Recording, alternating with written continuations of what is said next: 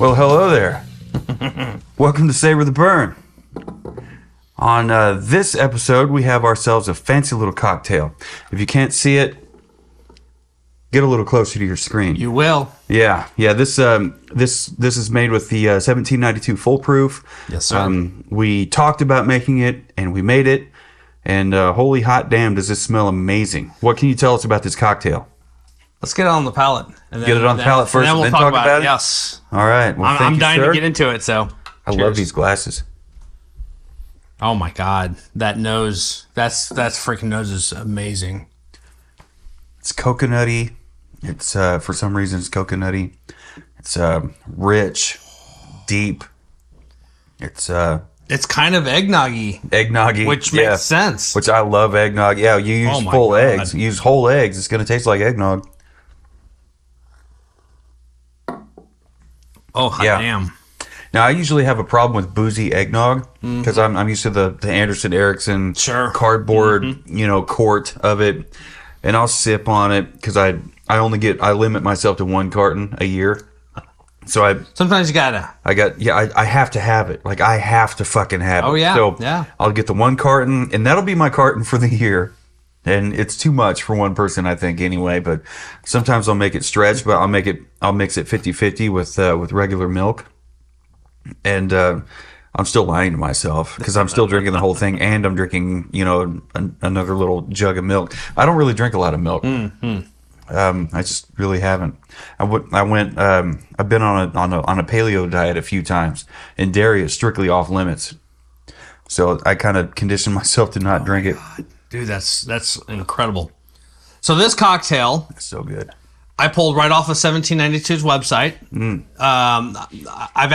We've had really great luck by doing that. Yeah. Whatever the spirit is that we're doing for that episode, go to their website, see what cocktails they have out there, and specifically see what cocktails they have that has the exact spirit that you're doing. In this case, it's the Full Proof. Yep. So I found this amazing recipe called the Rose City Flip, and it is crafted by Jordan Hughes. And if anyone's paying attention out on Instagram, you would know him as the High Proof Preacher. Yep. We share a lot of his videos back. We love together. the High Proof Preacher. He's got a lot of great content. Yeah. He's a great photographer. Yeah. His product shots and his videos are amazing. Top notch. The cocktails he makes second are to none. I mean, his are really, really good. So super good. So So this is one that was featured on 1792's website from him. Again, it's called the Rose City Flip.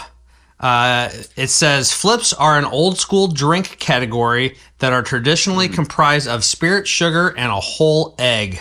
All right. For that frothy texture. Yeah, we'll get into everything that you use to put it together and how you put it together. But just 1 ounce of 1792 Full Proof bourbon gives this rich and decadent cocktail the proof and punch it needs to soar above many other cocktails that you tried. And those are my words, not theirs. So this cocktail... so good. This cocktail has the 1792 Full Proof in there. It has a little bit of the... And help me with this pronunciation. What do you got here? Amontillado? Amontillado or Amontillado? It has sherry in it. Yeah. Amontillado. It looks like it's probably an Italian word, so I'm guessing the two L's is a Y sound. An Italian sherry. So it has whole milk in it. Amontillado. It has creme de cacao in it. In our case, we used a dark cocoa. Creme de cacao. And it calls for cinnamon syrup. I didn't have any cinnamon syrup, so I actually went out to the store and I went to look for it. I was like, tried to buy it. I've gotten into the habit of making my own simple syrup. Yeah. Thanks to our good buddy Justin Sims. Yep. He called us out on it. Yep. Long time ago. And so so from there we're like, all right, well let's see how hard this is. And I think it was the Tequila Daisy episode. The cocktail with the Tequila Daisy. If you don't speak Espanol, that's what margarita means. We just made a basic margarita, and we used a pre-bought, store-made simple syrup. Simple syrup. And he's like, "Why are you guys using that shit? Make your own." We're like, "Well, I don't know. Let's try it." If you haven't simple syrup, guess what? it's simple to make. Simple to make. So anyway, Yeah. I went Yeah, to the yeah. store. They did not have any cinnamon syrup. Well, I was a little irritated because I'm like, Yeah. okay, well now what am I going to do? But Right. I went to the interwebs and I found a handful of recipes for a cinnamon syrup, and I was like, all right, so game on. It was super easy. It was really easy. I used brown sugar as my base, and it's got a half a teaspoon of vanilla extract in there, so it's got a little bit of a vanilla twist to it. But anyway, so cinnamon simple syrup. And here's the kicker. We've made cocktails in the past with the egg white. Yeah. This cocktail calls for a whole egg. A whole egg. So crack that egg, drop it in there, and then on top we've got grated nutmeg and cinnamon for garnish. Yep.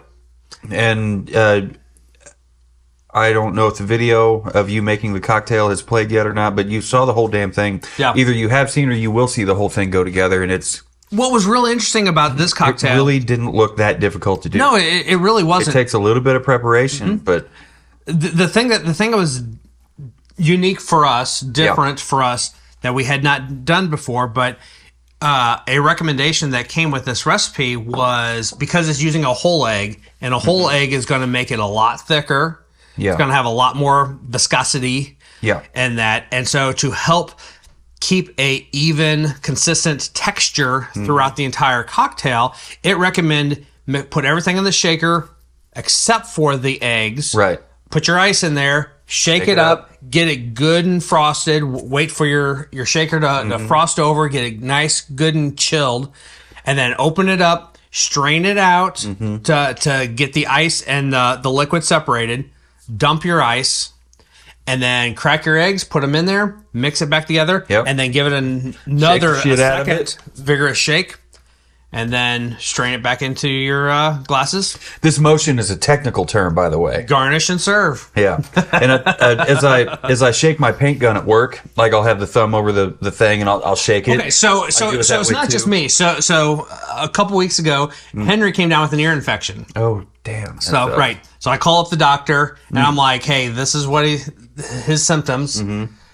I think it's an ear infection." They're like, "Yep, it's an ear infection." I'm like, "Great, can you maybe just call in that prescription for the amoxicillin so we Yeah. can get that order?" Be done with it. No, we need to see him. Of course you do. So we went down there, looked in his ear. Yep, he has an ear infection. Yeah. That smells like straight cocoa pebbles, dude. So anyway, so the other morning, I get out his medicine from the fridge, and you're supposed to vigorously shake it. Yeah. So I'm sitting there, and I'm just doing one of these things and just bouncing up and down, up and down. Yeah. And Katie looks at me and goes, "Really?" You're like, what? What did I do? What did I do? Yeah. You know, whatever. Yeah. So that's how I shake my paint gun. You know, I'll have the the main body, the cup down here on the bottom, the pot on the bottom, thumb over the hole, and I'll shake it and I'll do it like that. And I always turn my head. Like if you watch any cocktail mixing videos when they use a shaker, they always shake it and they always turn their head. And like, why do they turn their head all the time? Why do they? Like, are they just trying to look fancy while they do it? No, it's because sometimes what it is that they're shaking, like if it's the, what is it called? The Boston Shaker. Boston Shaker, where it's two cups that fit together. Sometimes they pop apart. They If it's the kind like we have in savortheburn.com/shop, you scroll down and you see the shaker with a cap on it. We have a straining cap on it too, don't we? There's a strainer built into it. Yeah, so there's less likelihood of that popping apart mid-shake, but That- they could shake, they could leak. So like if you're shaking it up and it pops open, you're going to wear it all over the front of you. There's another one out there. So that's why they turn their head. So the one I have has the rubber gasket around there to help hold it tight. Not the Boston strainer. Faith has one like my other strainer, but it's actually threaded. So you actually thread the cap and then the whole top on there. So you can just shake however. It's not coming apart. Shake until the cows come home. I'm gonna ask Is that a you Midwest thing? Shake until the cows come home? Is that a cow town? I'm gonna ask you to slide over there and just grab that shaker with the strainer still on top of it, because I know there's a lot more left in there. And there's no ice in there, so there's no dilution going on. Yeah, it's just sitting here. So It's just sitting Let's here not- waiting to fucking happen. let's not put that to waste. I'll put that to good use. For any Diablo game fans, you know that reference. Tap you up too, because Yes, please. Thank you. Yeah. So as far as taste goes, it's eggnoggy. It's cocoa pebbly. It's you've got some oaky whiskey kind of flavors to it, and thank goodness we used 100+ proof okay. So whiskey for this. how many of these cocktails have we done that we have 100% thoroughly enjoyed, but then said, "Where's the spirit?" Where's the spirit? Yeah. So we've done that a few times. This only had 1 ounce of the 1792 full proof. I feel like the spirit is right there. It's right there. It's could be bumping more- and grinding right it could along be with all more those present. other ingredients. It could be more present, but it's like Rob Zombie on stage. It's not just him. It's the motorized, monsters on stage. It's the pyro. It's digging through the ditches. And burning through the witches. Whew, if you've ever seen Rob Zombie, you know what we're talking about. Unless you saw him that tour where he just had posters hanging up. Oh yeah. And every other breath or every word, he's like out of Johnny breath. Dare and Jake were pissed. Oh, well, so was I. Like, did you go to that show? Are you a Rob Zombie fan? I was Okay. there. That was It was at Rockfest. Sandstone. It was Rockfest. Was it out at Sandstone or I don't remember. Or what? No, that was at Liberty. That was Memorial. Liberty. Yeah, That was a Rockfest show. Yeah. They were Yeah. pissed because and he was like playing it off like I think we're gonna pare this one down, and they're like, What do you mean? what? What do you mean? There's 80,000 people. It's like This isn't a pared down type of a show. This is a put extra shit on there. it's like that girl on Hot Ones. She's like, "What do you mean? What do you mean? What do you mean? What do you mean? What do you mean?" You've seen that? Oh, bless her heart. She's hotter than donut grease. I forgot what her name is. Anyway, but I think she played Mystique in the X-Men. Yeah, it was a bit of a letdown. Yeah, the music was the same, and that's what Rob's rationale was. It's like, well, I feel like the fans don't really care so much about the pyro and the robots and all the fanfare. They care just more about the music than anything. That's why they go to Rob Zombie. That's why shows. we go to Rob Zombie. It's not just for the music. The music is. Did you by chance go to the Rob Zombie show with Alice Cooper at Independence Center or the Independence Arena? Independence Arena? I don't remember what year that would have been. I think that would have been maybe 2010. Yes, and they had like the big like aluminum streamer curtain in the back, and they had different things. Yeah, that was a good show. That was a fantastic. That was a good show. He had the giant robot. Yeah. He had all the pyro and the video screens and everything. I think you could argue That's the show you want to go to. Alice Cooper, he didn't play around. No. Alice Cooper never fucks around. Like he's not one to be upstage. Dude, he is a showman. Yeah, he is. Still to this day. Rob taught him everything he knows. And like we haven't talked about Marilyn Manson yet because there was a show at Sandstone or whatever the hell they're calling it now out in Bonner Springs. It was Rob Zombie, Alice Cooper, and Marilyn Manson. And I never really thought I'd see Alice Cooper and Marilyn Manson go on tour together because Alice always said, Marilyn's doing the shock rock thing, but he doesn't quite get it. Like, as far as where I'm coming from with him, it's just gross. Like, with me, it's all stage, it's theatrics. Alice is a character that I play on stage. With Marilyn Manson, he lives that way, and he's like nasty about it or something. Not his words entirely. Some of that was my words trying to remember what he said, but then he switched over talking about Rob Zombie. Rob Zombie gets it. Like, Rob Zombie, he's a character that he plays in real life, and he plays it on stage, but, he's still Robert Cummings. He's not 100% Rob Zombie 100% of the time. And I can totally get that. Like, when you're a musician, you have to flip the switch, and you have to be something more than yourself when you're doing your performance, up there on stage. If you don't, the crowd can smell fear. They can smell awkwardness. They smell weakness. That's how it translates. And it's just kind of fucking sad. And you don't want to be that on stage. So, I've always tried to do. Oh, and I only recently thought that these frontmen, the good frontmen that you see on stage, and they're doing all the calling out with the crowd and the crowd interaction stuff. I think I finally made a connection. when they address the crowd and they talk to people, it's 100% professional wrestler. The banter and the hype. It's all the woo, and it's if you smell, it's everything, and that's the bottom line, and like it's everything. Like you listen to Stone Cold Steve Austin, and you listen to Pantera 101 Proof Live. Chandler, where you at, buddy? And all I've been saying for fucking years, these fucking experts. Hey, you know what the experts are telling you? That heavy music is dead and gone. Y'all do me a favor, and he's addressing the crowd like a professional wrestler would, like he just like Stone Cold Steve Austin would. So now that it's in my head. Good luck fucking getting that out. So now I'm going to start developing a little bit of stage persona that's 100% more than me will ever be, and try to be, try to use the Hulk Hogan, let me fucking hear you motherfuckers, all that shit. I'm not ripping my shirt off because, yeah, you don't get a body like this by eating right. Let me tell you, goddamn peanut butter cookies and fried chicken, macaroni and cheese. Hey. At least you're drinking right. Yeah, definitely. And what was this cocktail again? Refresh my memory. It's called the Rose City Flip. Rose City Flip. Gonna turn that crafted by the High Proof Preacher. Look at you getting fancy with the pinkies. I had to. I realized that the lettering was on the other side, and we were trying not to show that. So I'm like, seriously though, I said it before, but. Only an ounce of the spirit is in this, but it could go ounce and a half. It could go ounce and a quarter, maybe. I think that said, and actually, I thought about that. Done right now. I almost considered before we even started the beginning of the evening. I almost asked you. I'm like, should we just go ahead and savor the burn this and bump this to an ounce and a quarter or an ounce and a half? But I was like, Even on the back end, you still get the whiskey. Because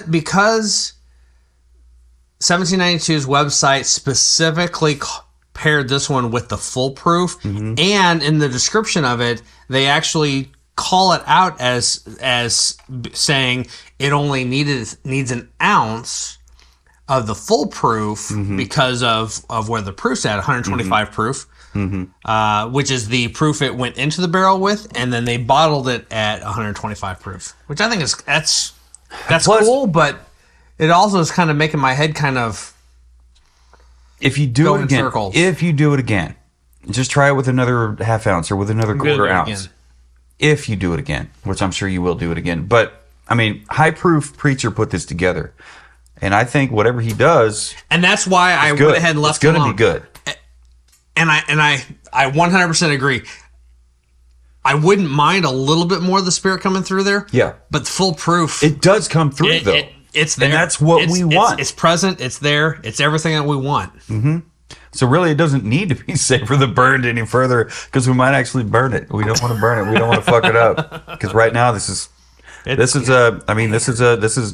for me, in my eggnog loving ass, this is another 10. I'd give this. It had it. The glasses that you used were better than what were in the pictures. In my opinion, they were because they remind me so much of the whiskey, the Glencairn whiskey tasting glasses. And we can set them next to it. You can totally see a side by side. This one's got a little bit of a stem. This one's got a little bit more of a flare on the flute on the top. Yep. But other than that, but the bottom of it's relatively the same. Yeah, the same tuliped bottom. Yeah. Like, it's beautiful. Fucking beautiful, as they'll say up there in the Northeast. If you're one of those folks up there in the Northeast area of the United States, let us know in the comments. And speaking of the comments, and look at those legs. Yeah, right. All down the side with the milk and the egg. Fucking whole egg and whole milk. So good. And speaking of comments, if you like what we're doing, if you've had this cocktail before, especially, let us know what you think. Hit like, hit subscribe, share this with somebody that would enjoy like Christmas drink, like eggnog. I think Katie might like this cocktail. Katie might fucking love it. I don't know. It's hard to say. It's hard to. I'm still trying to zero in on things that Katie might like. But she did like the Heavenly Ghost. Okay, yeah. You fought with her. You didn't fight with her. You fought with yourself to find the right cocktail for her. And Heavenly Ghost, featuring Ghostwood bourbon. So the first one I made for her, I made with the Ghostwood Black, Okay. which is barrel proof. I still have some of the other one if you need me to bring it. And she liked it, but she thought it was a little bit hot and a little bit boozy. Okay. So I convinced her to give it another try.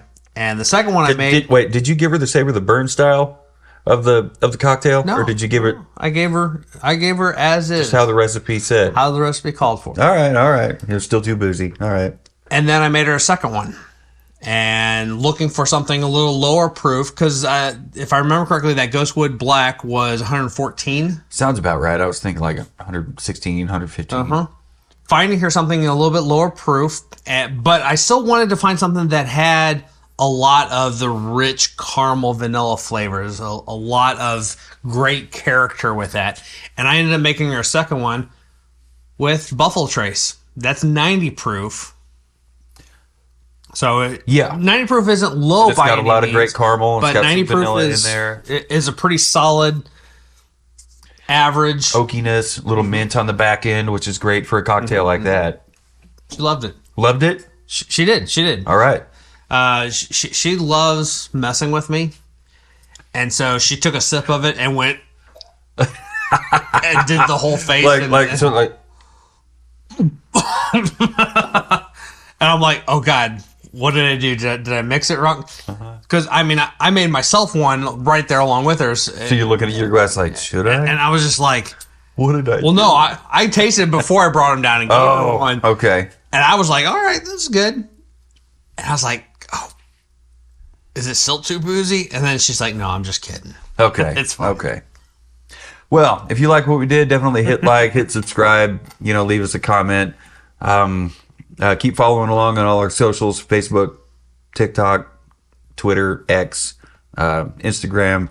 Send us an email, info@savortheburn.com, w2@savortheburn.com, jonathan@savortheburn.com. Check out savortheburn.com.